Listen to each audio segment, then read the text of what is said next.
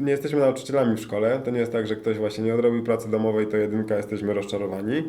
Mentoring to jest narzędzie do rozwiązywania konkretnych problemów. Mentor to nie jest ktoś, kto gada, nie przychodzimy na wykład do mentora. Wy nie możecie chcieć bardziej od waszego menti. Ty jako doświadczona osoba musisz zarządzić tym, musisz na przykład przygotować jakiś plan. Rolą mentora jest pokazać, aha, tu się wywalisz, tu się wywalisz, tu się wywalisz, tego nie przemyślałeś, tego nie przemyślałeś. Trzeba mieć ten cel, trzeba wiedzieć, z czym się przychodzi, z jakim problemem, z jakim zagadnieniem, z jakim celem, po co tam w ogóle jesteśmy.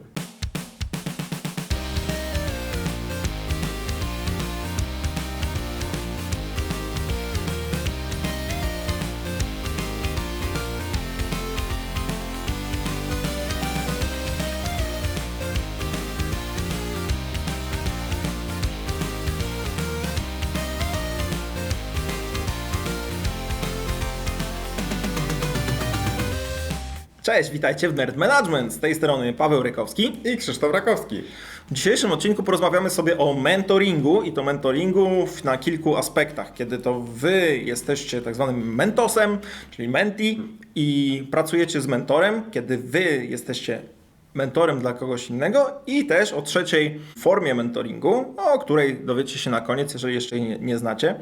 I dlaczego chcemy o tym dzisiaj pogadać? Dlatego, że mentoring jest pewnego rodzaju relacją, która nie do końca jest jasna, kiedy nigdy w takiej relacji nie byliście. Muszę sobie myśleć, że taki mentoring może się nam kojarzyć z kim? No, to mi się wydaje, że taka ogólna percepcja jest, że taki ktoś mądrzejszy, do kogo się przychodzi i ten ktoś mądrzejszy mówi, co mam zrobić. No właśnie, ale czy temu mądrzejszemu ja muszę zapłacić? Jeżeli zapłacić, to ile? I jak w ogóle mam podchodzić? Czy jeżeli płacę, to wymagam, czy może to inaczej? W sensie, że jest dużo takich niejasności, które w tym odcinku chcemy wyprostować, wyjaśnić, ponieważ oboje i byliśmy w procesach mentoringowych jako menti, oboje jesteśmy mentorami też w różnych procesach mentoringowych i mamy z tym sporo doświadczenia, więc w tym odcinku się z Wami nim podzielimy. Dobra, to zacznijmy może od tego, kiedy jesteśmy tym menti, nie ma takiego polskiego dobrego słowa na to, ale kiedy jesteśmy tą osobą właśnie, która pracuje z mentorem i chce się czegoś dowiedzieć, czerpać z tego źródła wiedzy. Jedna rzecz, którą się przypomina w każdym programie mentoringowym i moim zdaniem to jest ważne, żeby nawet jeżeli macie taką nieformalną relację, żeby jak najwięcej z tego wycisnąć, to, że obowiązkiem tej osoby mentorowanej, tego mentee jest, żeby tym procesem zarządzać, żeby przypominać o spotkaniach, żeby robić notatki, żeby organizować, żeby to do tego doszło, żeby przyjść z jakimś konkretnym celem, z jakimś konkretnym tematem. Nie może to być tak, że wystawiamy się na jakąś krynicę wiedzy i będziemy słuchać i może coś się przyklei. Ten mentee to jest ta osoba, która musi mieć jakiś konkretny cel i musi do niego naprawdę bardzo dążyć. No i to jest jego obowiązek, jej obowiązek lub to jest twój obowiązek. Jeżeli szukasz mentora, jeżeli zastanawiasz się, że chyba czegoś nie wiem, albo zastanawiasz się, jak posunąć swoją karierę dalej, bo powodów wejścia w tą relację mentoringową może być wiele. W zależności od sytuacji, w której jesteś, chcesz się czegoś dowiedzieć, chcesz się czegoś nauczyć, może nie chcesz wyważać otwartych drzwi, ponieważ ktoś prawdopodobnie już coś zrobił. Wiecie, w zarządzaniu, w leadershipie mamy tonę książek, aczkolwiek w wielu przypadkach jest to coś, co było wynalezione, odkryte, spisane często tysiące lat temu, kiedy weźmiemy sobie na przykład treści stoickie, tam o zarządzaniu i sobą, innymi jest bardzo dużo. I to są rzeczy, które są uniwersalne, więc to, że wy w tym momencie czegoś nie wiecie i chcecie przyspieszyć, bo wiecie, możecie czytać książki, możecie jechać na szkolenie, możecie jechać na konferencję, możecie jechać na jakiś event i to są rzeczy, które są wartościowe, które polecamy, które sami też robimy. Jednak ta relacja mentorska, ona jest najbardziej praktyczna, najszybsza, ponieważ jeżeli wy macie, i to jest tu chyba najbardziej istotne, właśnie macie konkretne pytania, macie konkretny problem, jesteście w konkretnej sytuacji, nie macie bladego pojęcia, co z tym zrobić, ale wiecie, gdzie wy chcecie z tym dojść, to jest ten moment, kiedy warto poszukać mentora, poszukać mentorki, czyli poszukać kogoś, kto już to przeszedł, już to zrobił, albo zjadł nawet na tym zęby i dokładnie wie, jakie są pułapki, jakie są problemy, co jest istotne, na co warto patrzeć, na co nie warto patrzeć, które książki warto przeczytać, a które są stekiem bzdur i nie aplikują się do waszej sytuacji. No właśnie, czyli jeszcze raz powtórzę konkret. Miałem taką sytuację u nas w programie mentoringowym w naszej firmie, że dostałem właśnie 2 mentees. I jedna z tych osób przyszła, tak, no widać, że dostała się do tego programu, ale nie za bardzo wiedziała, jaki jest cel, co by chciała robić, jakie cele osiągnąć. No tutaj widać, że no nie wiem w sumie czemu ten ktoś przeszedł przez sito rekrutacyjne i tutaj relacja była bardzo krótka, bo mimo, że to był jeden z moich pierwszych takich programów, starałem się wyciągnąć jak najwięcej, zainspirować i tak dalej, no to 1-2 spotkania i nic się potem już więcej nie zadziało. Natomiast druga osoba przyszła z konkretnym celem, z konkretnymi wyzwaniami. Ten cel był źle określony i słabo skalibrowany, ale był.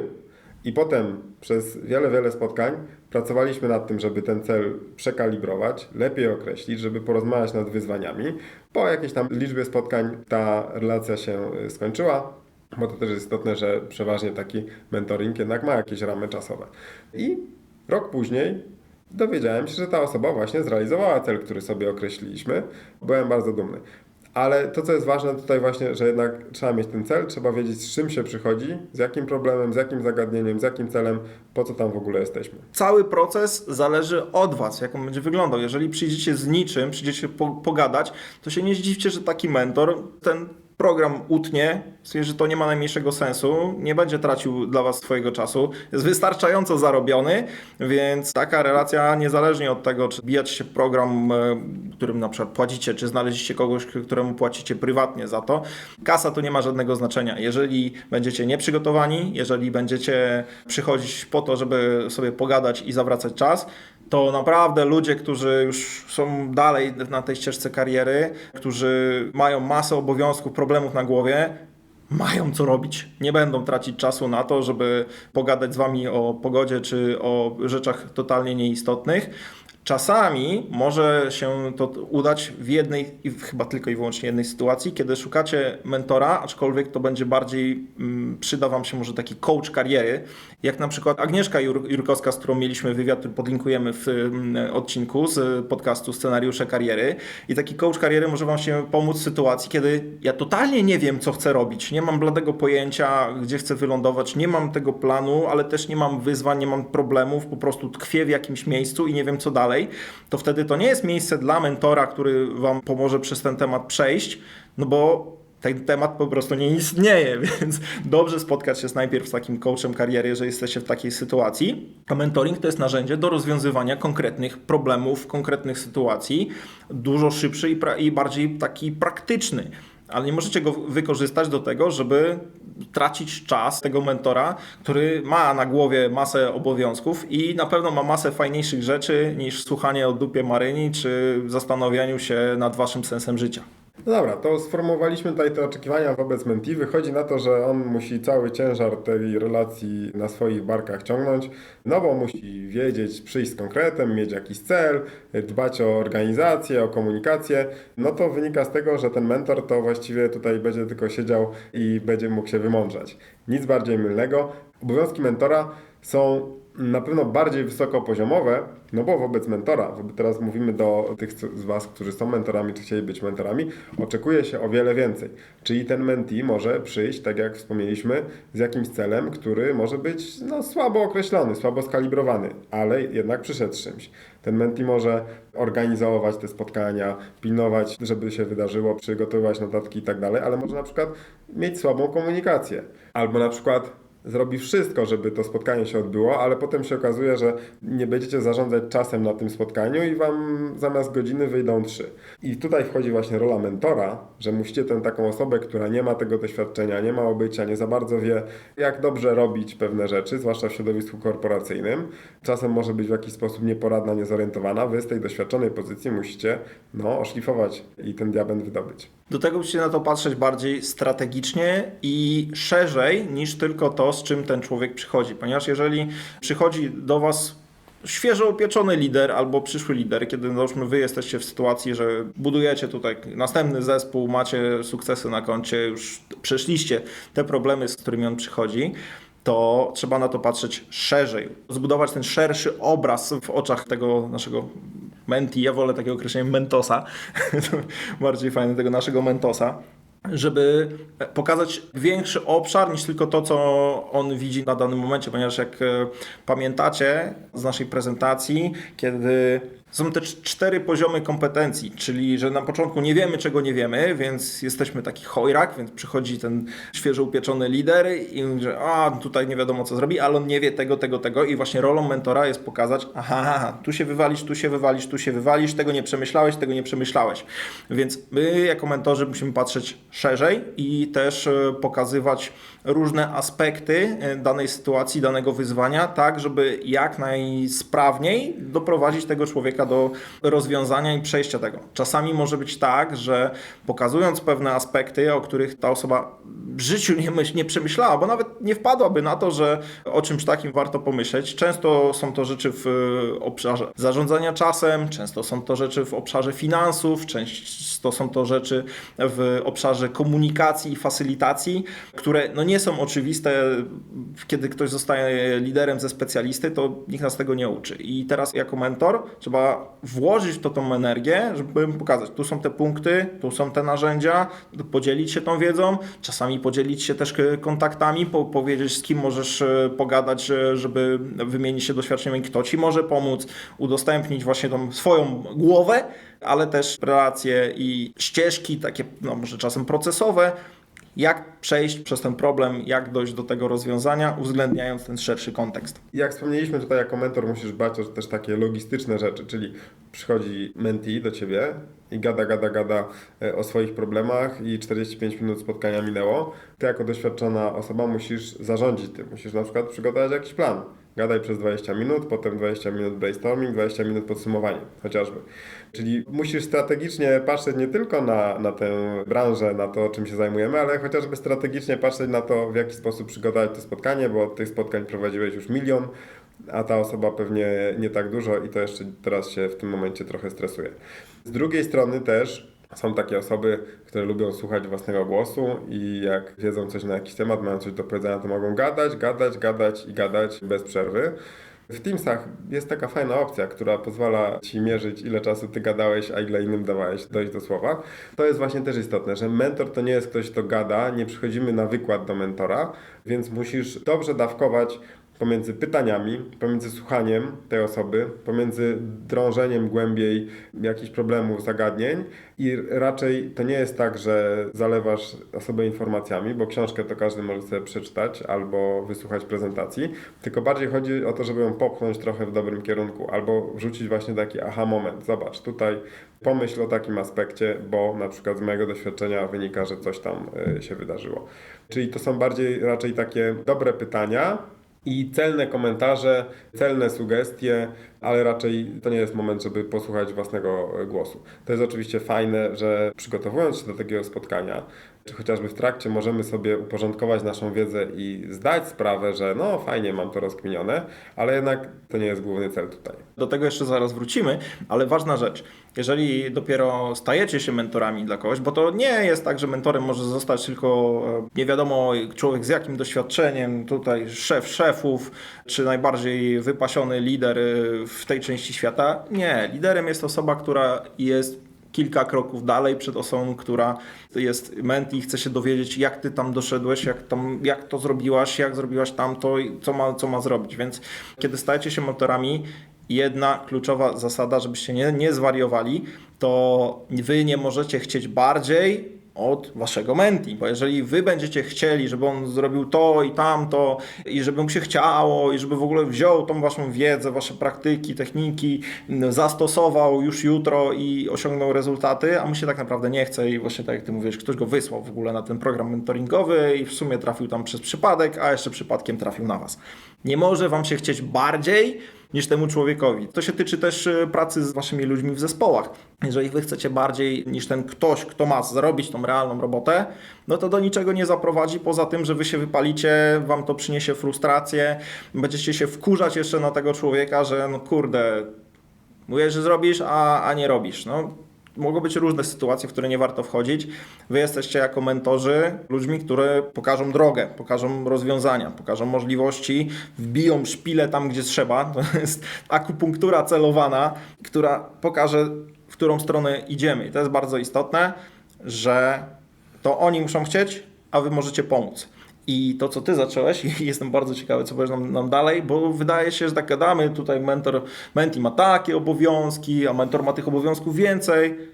No ale to nie jest tylko taka relacja, że korzysta tylko mentos, nie? To jest to chociażby, czemu my robimy nerd management, bo to dla nas super okazja do tego, żeby rozwijać się samemu. Jeżeli przekazujemy jakąś wiedzę, to musimy ją sobie dobrze uporządkować, dobrze ułożyć. Cały czas szlifujemy te nasze umiejętności związane z tym właśnie, jak pomagać innym ludziom, bo to jest istotne, że każdy menedżer prawdopodobnie jest dla kogoś, może być dla kogoś mentorem i to nie jest tak, że musi to być formalna relacja, że dobra, teraz siadamy i mamy tutaj mentoring, tylko w każdej sytuacji, kiedy komuś pomagasz, jesteś trochę takim mentorem, więc cały czas szlifujemy nasze umiejętności w tym zakresie, zarówno wiedzę taką właśnie dziedzinową, jak i to, w jaki sposób wspierać innych, w jaki sposób ich wspomagać. I na przykład dla mnie te relacje właśnie, gdzie jestem dla kogoś mentorem, są super wartościowe, bo się wtedy uczę, w jaki sposób pomagać innym, w jaki sposób innych rozwijać, no albo też na podstawie właśnie porażek, czyli co kiedyś gdzieś tam zawiodło, co mógłbym zrobić lepiej. Chociaż to jest ważne, że nie jesteśmy nauczycielami w szkole, to nie jest tak, że ktoś właśnie nie odrobił pracy domowej, to jedynka, jesteśmy rozczarowani. No nie zrobił, to nie zrobił. To są konsekwencje tego, że ten mentee nie robi tego, co ustaliliśmy, ponosi wyłącznie on. To nas w ogóle nie powinniśmy się tym bardzo stresować. Zwłaszcza, że zdarzają się takie sytuacje, jak wspomniałem o tej osobie w programie mentoringowym, ale z tego, co słyszałem na spotkaniach z innymi mentorami, to nie jest coś nadzwyczajnego, to się zdarza często, że pracujemy z kimś, potem nic się nie dzieje i na przykład po roku się dowiadujemy, że ta osoba przemieliła to, przeszedł jakiś proces, pojawiła się jakaś okazja i bam, gdzieś wyskakuje z dużym sukcesem zawodowym, więc to przychodzi po czasie. To jest taka relacja, która jest dwustronna i pamiętajcie, że nawet będąc mentorem, też z tego skorzystacie i tak jak ty też mówisz, nie ma nic fajniejszego niż mentee, któremu pomogliśmy, który osiąga swoje cele, realizuje, odnosi sukcesy. Wtedy jest to naprawdę świetne uczucie. A jeszcze lepiej, jak nie macie z kimś takiej oficjalnej relacji mentorskiej i ta osoba po prostu z wami pracuje na co dzień, ale na każdym spotkaniu gdzieś tam popchniecie ją troszeczkę w jakimś kierunku, zainspirujecie, tak, odrobinkę. No i po 2-3 latach okazuje się, że ta osoba super rozkwita. To jest świetna satysfakcja. Dokładnie tak. Na początku obiecaliśmy Wam 3 rzeczy, czyli ten poziom mentee, kiedy pozyskujecie wiedzę, szukacie mentora. Poziom mentora, kiedy już macie tą wiedzą się dzielicie. No ale co dalej? Dalej pojawia się problem, bo kiedy Wy już jesteście doświadczonymi mentorami i nie widzicie za bardzo takiego opcji mentoringu dla siebie, wtedy pojawia się trzecia rzecz, czyli tak zwany mastermind. Mastermind, czyli taki zbiorowy umysł i o tym, jak to działa, jak to funkcjonuje, ponieważ to jest temat na osobny odcinek. Nagramy go już po wakacjach, żebyście mogli się dowiedzieć, co Wy jako już doświadczeni liderzy możecie zrobić dalej, możecie zrobić więcej, aby swoją karierę rozszerzać, łatwiej rozwiązywać problemy i wymieniać się wiedzą, ale na tym etapie, ponieważ Nerd Management kierujemy przede wszystkim dla świeżo upieczonych i przyszłych liderów IT, to macie na to jeszcze czas. Podsumowując, mentoring to świetne narzędzie do tego, żeby dodać trochę gazu na swojej ścieżce kariery. Jeżeli jesteś mentee, to świetne narzędzie do tego, żeby rozwijać innych, pomagać innym, ale też kształtować swoją wiedzę i swoje umiejętności właśnie dla mentorów. Więc zachęcamy Was do udziału w takich programach, czy to w takich programach, które są organizowane przez różne instytucje, firmy, ale też do szukania takich relacji. Tutaj najlepszym sposobem jest taki, który my lubimy, to chociażby poznawanie ludzi na różnych konferencjach. I tu na przykład nas będziecie mogli zobaczyć na konferencji IT Manager of Tomorrow w czerwcu w Gdyni. Będziemy tam mieli warsztat, ale również będziemy na żywo do spotkania. Więc networking też jest źródłem mentoringu.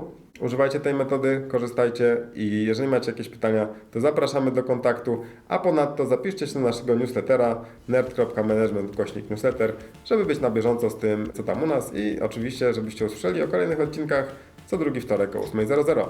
Pamiętajcie, żeby nie bać się pytań i widzimy się już w następnym odcinku. Trzymajcie się, cześć!